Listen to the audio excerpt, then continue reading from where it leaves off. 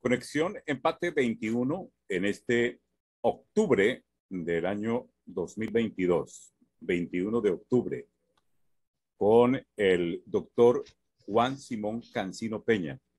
Mi apreciado doctor don Juan Simón Cancino, bienvenido a este Empate 21 en octubre 22.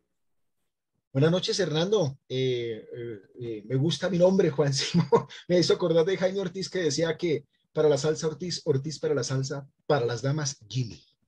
No, es que quiero introducir esta conversación de breve, del tiempo que siempre disponemos, 21 minutos por disciplina, con la buena nueva, hombre, con la enhorabuena noticia de su homologación del doctorado que en literatura hispanoamericana usted ha obtenido con la Universidad de Salamanca. Hace 40 años, por estas épocas, vestido de Liki Liki, allá en el gran sitio de Estocolmo, el Nobel Gabriel García Márquez recibía su premio Nobel hace 40 años.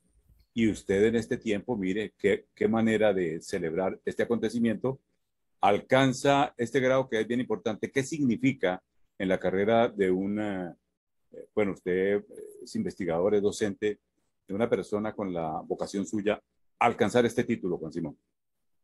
Pues, Hernando, pues primero es una gran satisfacción porque es un esfuerzo de casi 5 años. Y pues eso es una cosa que exige mucho rigor, mucha lectura sobre todo, ¿cierto? Pero también, como alguna vez nos decían en uno de esos talleres que hacíamos por allí, hice lo que se me dio la gana, porque la academia, pues si uno quiere permanecer en la academia de alguna manera, pues uno tiene que hacer ese tipo de formación. Y yo dije, pues si yo me meto en una aventura de esa de hacer un doctorado, yo espero que sea en algo que me guste a mí. Y pues a mí me gusta mucho la literatura. Entonces, pues en el fondo, pues para mí fue un goce a pesar del esfuerzo, del trabajo constante, porque eso es un trabajo constante. Pero a pesar de eso, pues yo hice lo que se me dio la gana, Hernando. Entonces, por lo menos dije, si hago un doctorado, lo hago porque para permanecer en la academia seguramente se necesita, pero también quiero hacer algo que responda a mis sueños y a mis intereses, sino algo que necesariamente se me imponga. Entonces, pues alguien me dijo, ay, ¿por qué no en educación? Ay, no, ¿por qué no en comunicación? No, literatura porque es lo que a mí me gusta. Y reafirma usted entonces esa vocación de por vida, ¿no, Juan Simón? Va a seguir usted profundizando en el área. Sí, hace poco también salió un artículo publicado en una revista como producto del doctorado, un artículo en la revista de literatura de la Universidad de Antioquia. Y tengo otro artículo que llaman de otra revista y estoy empezando a preparar otro artículo académico. Pues si uno hace un esfuerzo de esos, pues por lo menos que le salgan a uno 3 o 4 artículos de una tesis doctoral en revistas académicas de alta calidad. ¿Cuál es el futuro en este tiempo, en estas épocas, Juan Simón, de la literatura, de la creación literaria? ¿Cuál es el porvenir de esta literatura, de la escritura, en una época donde los lectores seguramente no van a seguir creciendo, incrementándose? ¿Cómo se ve eso? Pues primero, yo tengo la esperanza y pareciera que no se va a cumplir, al menos en el corto tiempo, el vaticinio ese según el cual el artefacto libro va a desaparecer, ¿sí? Todavía sigue siendo el artefacto, el aparato del libro, tenerlo en las manos, olerlo, verlo, sigue siendo una motivación y una sensación para muchos lectores en el mundo de todas las edades. Y sin duda porque tener un libro en las manos pues también ofrece unas comodidades de lectura que no la ofrece una tablet, o a menos a mí me lo parece la gente de mi generación. Segundo, porque la literatura es un divertimento, ¿sí? Para quienes escriben, yo por lo menos lo veo como un divertimento, pero no solo eso, la literatura también nos sirve para entender el tiempo pasado. Mm. A veces uno incluso podría comprender lo que ha pasado con nuestros ancestros, con nuestros antepasados. A veces es más fácil, más posible comprenderlo a través de una gran obra, a través de una gran obra literaria. ¿Cierto? Por ejemplo, la Rusia del siglo XIX, usted lee Tolstoy y Dostoyevsky, seguramente eso sería tan productivo como leer historiadores de esa época. Y en el presente, yo veo que también hay como una especie de autores que han sido profundamente influyentes y que le han ayudado a la gente a acercarse a los libros, a las letras. En la academia no gusta mucho y lo denostan mucho a Mario Mendoza, pero también creo que a Mario Mendoza en Colombia, por lo menos particularmente, le debemos, yo le doy las gracias a él en particular, porque ha llevado a muchos jóvenes y adolescentes a la lectura, ¿sí? Muchos jóvenes y adolescentes que se han entusiasmado por conocer el mundo de los libros, de la literatura, pues han encontrado en Mario Mendoza una inspiración principal. Y eso no tiene valor. Y también muchos jóvenes alrededor del mundo que se han involucrado a la literatura, a la lectura, perdón. Por ejemplo, pienso en Harry Potter, por ejemplo, pienso en Juego de Tronos, que han sido muy exitosos cuando han sido llevados a la pantalla grande, al cine, a las series, pero también indudablemente han sido experiencias de literatura que a muchísima gente le han servido y que muchísima gente ha comprado y ha consumido en el mundo, ¿cierto? Entonces, creo que la literatura sigue teniendo mucho futuro, tal vez más futuro que nunca, porque cada vez hay más facilidades para escribir y porque creo que la literatura, a pesar de todo, sigue siendo esperanzadora. Creo también un poco eso, a veces no gusta mucho que se diga en la academia cuando se hacen análisis y crítica literaria, pero todavía me siguen encantando los libros que me traen esperanza. Bueno, Juan Simón, permítame entonces abrazarlo y desearle lo mejor con este logro tan significativo para su proyección de vida, para su carrera, porque es una alegría que se comparte desde una amistad limpia, incondicional y como es la que hemos tenido los dos con generación de por medio, generación y Sí. media, y usted toda la perspectiva que tiene. Entonces, es una alegría grande. Y dígame usted si estoy autorizado para documentar esa historia suya como uno de los hitos de inclusión real, el legado que queremos dejar en un proceso que cumple este año 23, 30 años continuos, sin parar, de tarea, de vocación y de misión periodística por estos temas. Si es usted uno de los 30 hitos de inclusión real que desde nuestro proceso Sociedad para Todos y NET podemos referir a nivel Latinoamérica eh, en estos procesos de derechos, de diversidad y de personas que desde la discapacidad se han hecho a pulso, con capacidad y con todo lo que ha sido su camino. ¿Cómo ve eso, Juan Simón? Pues Hernando, nosotros cumplimos de amistad el otro año 20 años de amistad. En abril del año entrante cumplimos 20 años de amistad. Y pues cuando yo llegué allá al GLARP, nunca se me va a olvidar con Oscar Saúl, que Oscar Saúl fue la persona que me llevó. Pues cuando yo llegué allá, a mí se me abrió un mundo, Hernando. A mí se me abrió un mundo porque, pues sí, yo había estudiado periodismo y seguramente desde ya tenía inquietudes literarias y quería seguir estudiando. Pero cuando yo llego allí y me encuentro con ese proceso de Disney, de Sociedad para Todos, del concurso, etcétera, etcétera, a mí se me abre un mundo de posibilidades, una nueva mirada sobre la práctica profesional periodística y creo que en buena medida la forma como yo entiendo, en enorme medida, la forma como yo entiendo el periodismo, que es mi formación de base, está profundamente influenciada por esa experiencia de Disney y de Sociedad para Todos, Hernando. Entonces, pues para mí ha sido profundamente impactante y yo no tengo ningún reato en decir que pues yo soy hijo Disney Sociedad para Todos, Hernando, profesionalmente. Bueno, eso es un gran dato porque pues el relevo que estamos construyendo está en cabeza suya, que es una persona que se sigue fortaleciendo, consolidando una estatura de académico serio, porque ya uno con un doctorado tiene que considerar que tiene peso específico como para hablar con seriedad y con ciertas credenciales en el ámbito académico, pienso yo, Se supone, se supone. Bueno, haremos lo posible. usted asume una línea de investigación de este doctorado en la Universidad de Salamanca, en donde acudió para hacer este desarrollo, que dice le toma como 5 años, y Sí, habló señor. sobre la picaresca en la literatura colombiana y latinoamericana. ¿Cómo fue el desarrollo de ese estudio y esa profundización sobre esa área de la escritura? Pues Hernando, alguna vez yo leí una novela de Álvaro Salón Becerra, que ponen a leer mucho en los colegios, que se llama Don Simeón Torrente ha dejado de deber.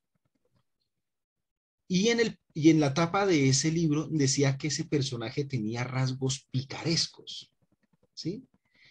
Y me gustó mucho como la tipología de la narración que hacía Álvaro Salón Becerra y de la forma como presentaba al personaje. Y a mí me quedó sonando eso de lo picaresco.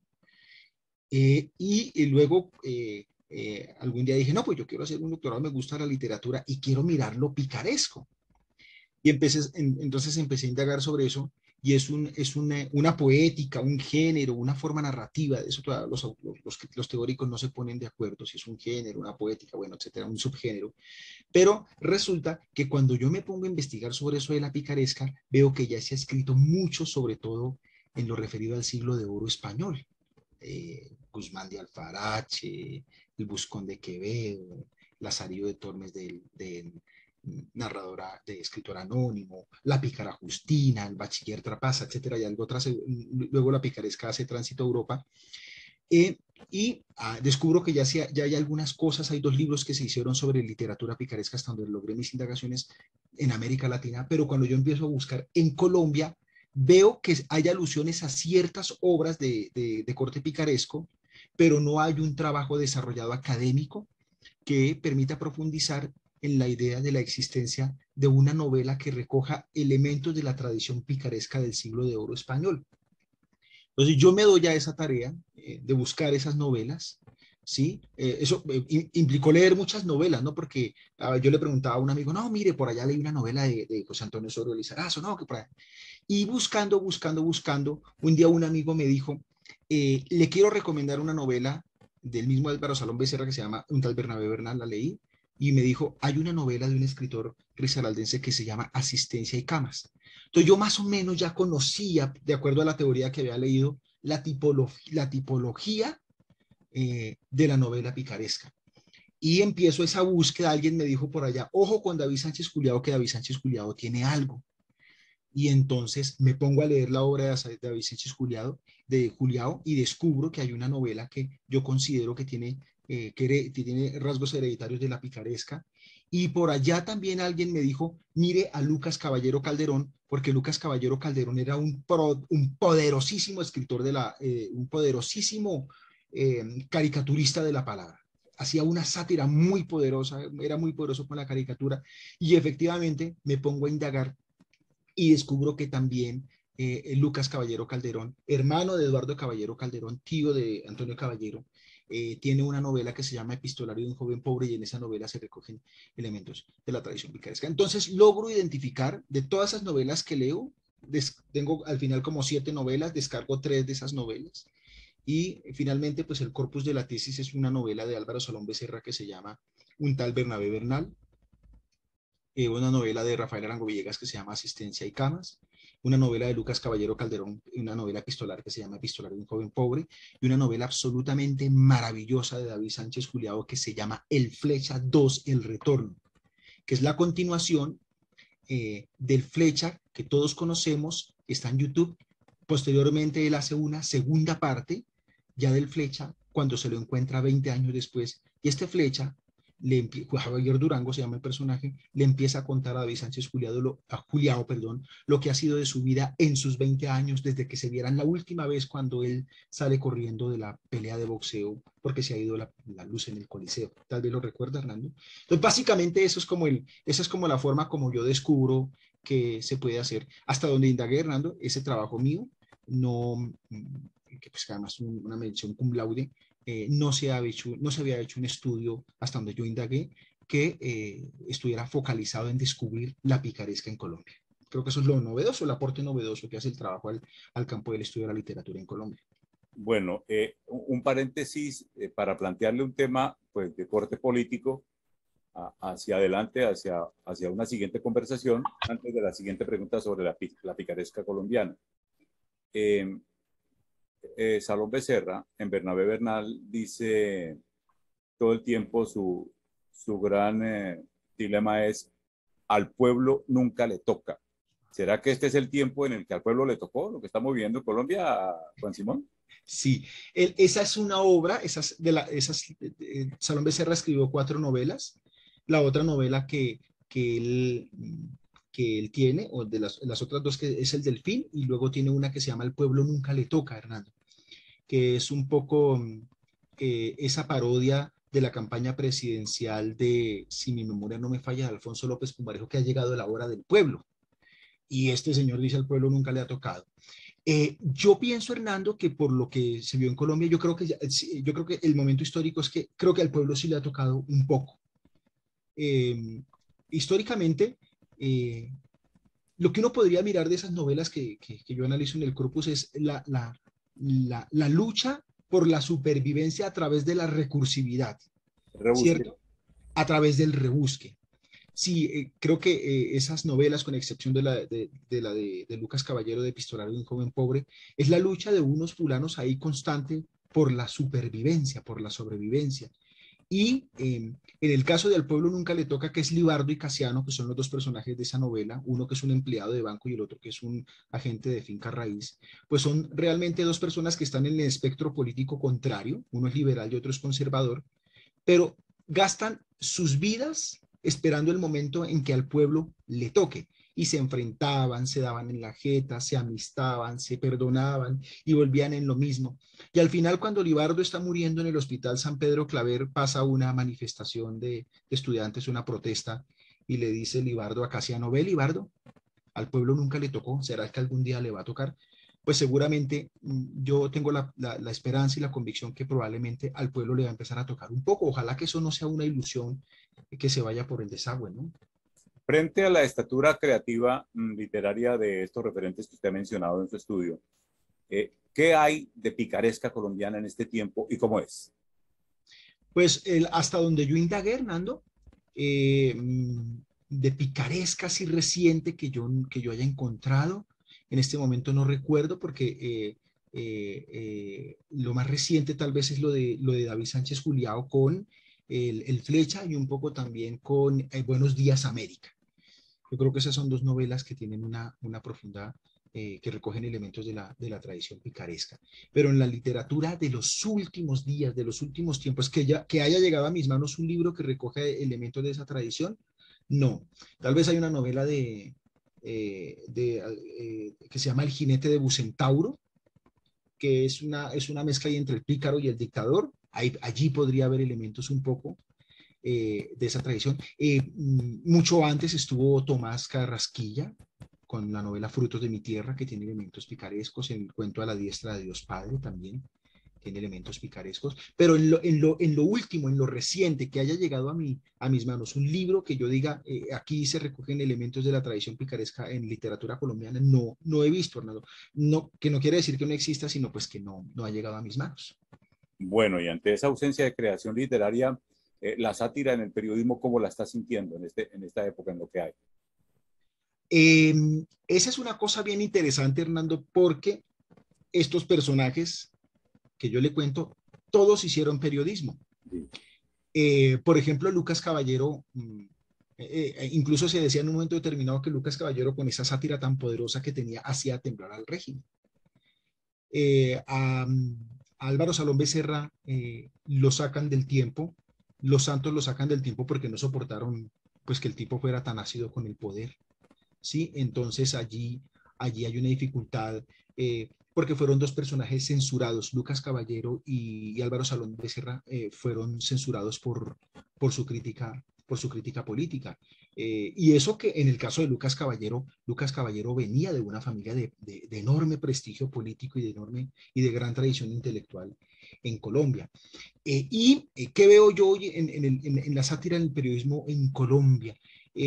Cuando uno lee, por ejemplo, a Lucas Caballero Calderón o lee a Álvaro Salón Becerra, eh, había un problema, y es que muchas veces era un humor tan elegante que a veces terminaba siendo exclusivo, que fue la crítica que siempre se le hizo a Lucas Caballero Calderón, que su sátira política era sobre la alta política. Entonces la gente que lo entendía no era tanta como, por ejemplo, hoy entienden a un Matador o a un Daniel Samper Ospina. ¿sí? Entonces, en este sentido, creo que estos caricaturistas de la contemporaneidad, caricaturistas de la palabra y del dibujo, escriben o hacen su sátira pensando en un público mucho más amplio. Creo que ellos tenían conciencia. Además, porque en esa época, de alguna manera, porque la caricatura, esta sátira se hacía en los periódicos, pues la gente que accedía a los periódicos no era mucha. Hoy en día la gente accede a muchísima más información, entonces puede ver las caricaturas en YouTube, puede leer las columnas en Internet, no necesita ir a comprar el periódico, pues también tienen un público mucho más grande a su alcance y por lo tanto también me parece que estos caricaturistas de la palabra y del dibujo se han hecho conscientes que necesitan ser comprendidos para más gente. Entonces creo que en eso sí se ha transformado un poco la sátira y la caricatura política en Colombia. Experimentos como este de formato de la puya en el espectador, eso, ¿qué le dice a usted frente a la picaresca? A mí me parece que hacen es como más, hacen algo, sí, hacen investigación periodística, pero ellos más que ser satíricos o que ser caricaturescos, lo que a veces hacen es echan es vainazos, y eso está bien, tienen el derecho a echar sus vainazos. Pero yo no me imagino, por ejemplo, a Lucas Caballero o Álvaro Salón Becerra regañando a la gente y gritando ahí ese tono altisonante que a veces tienen, que a mí a veces me parece maluco, a mí eso no me gusta, me siento regañado.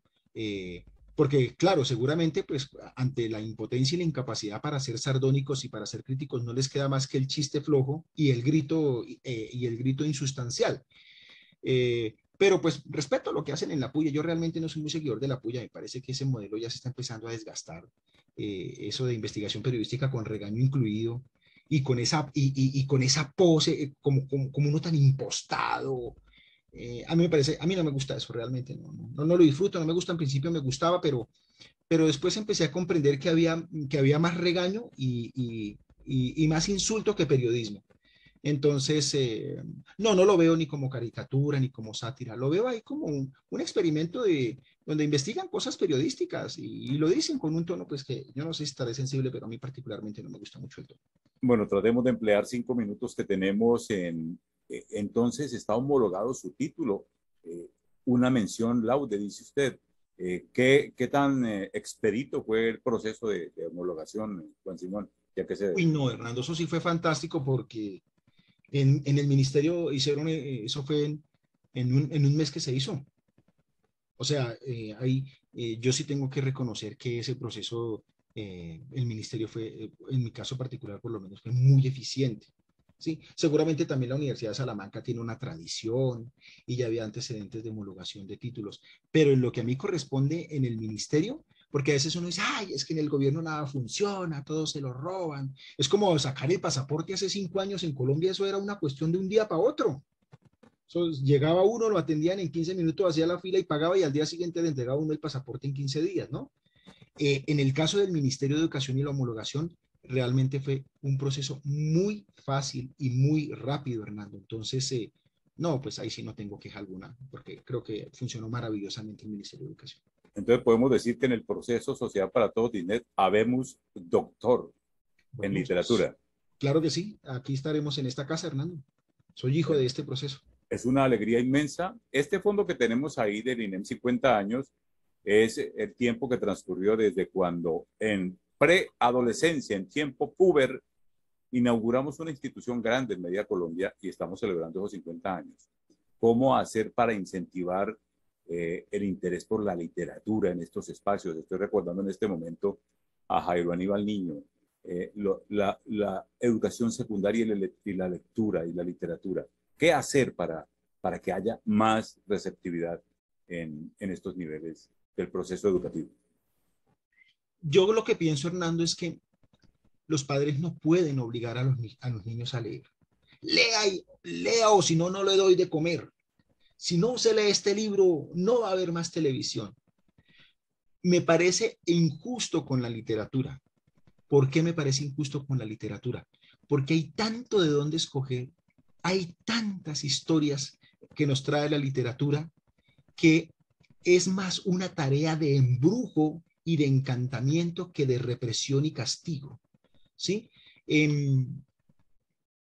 Estaba recordando que Fernando Sabater decía, creo que era en Ética para Amador tal vez, decía Fernando Sabater que los papás que siempre les dicen a los hijos, oiga, pero no lea, no sea perezoso. Y el papá recriminaba y regañaba sentado desde el televisor de la casa viendo Los Simpsons. Y claro, entonces también el amor por la literatura es una cosa que se inculca, no que se impone, ¿sí?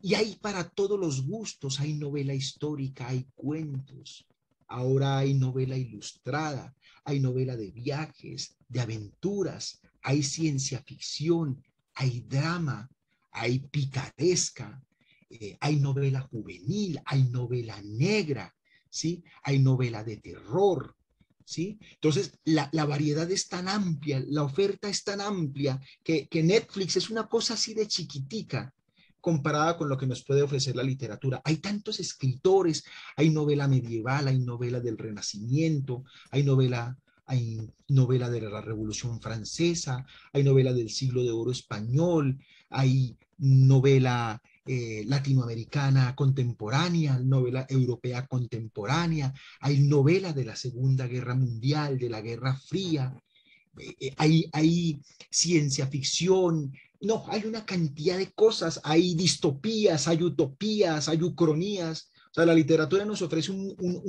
tantísima variedad, tantísimas posibilidades, que simplemente es que alguien se enamore. Hay tantos genios, está Miguel de Cervantes, Dostoyevsky, Charles Dickens, Oscar Wilde, Víctor Hugo, Thomas Mann, Germán Hesse. Bueno, se me podría ir toda la noche hablando. Ahorita estoy leyendo un escritor que me tiene realmente impresionado, que es Marías, Javier Marías, ese escritor español. Qué prosa tan maravillosa, qué cosa tan hermosa.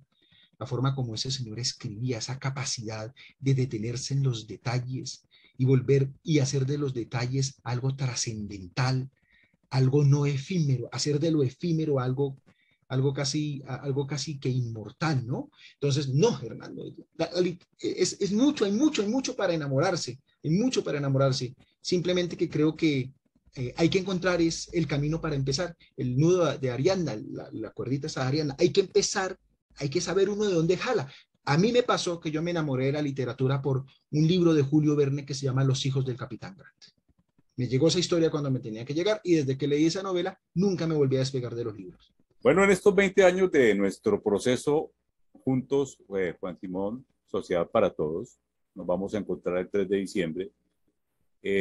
Espero que vayamos por este territorio de los estudiantes de la secundaria y por colegios como este a conversar y a contarle a la gente todo lo que hay en materia de diversidad e inclusión a través del acto creativo de la literatura y de la lectura para hacer ese desarrollo del pensamiento humano que tanto debemos cuidar y preservar.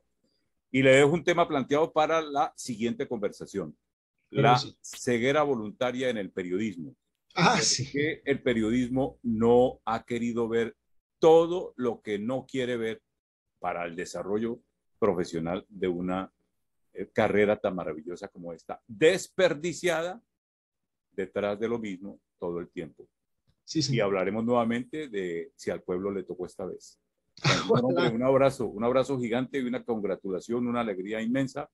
Y sigamos adelante en este empate 21, Juan Simón. Amigo mío, muchísimas gracias y perdonen que hayamos hablado de tanto de mí.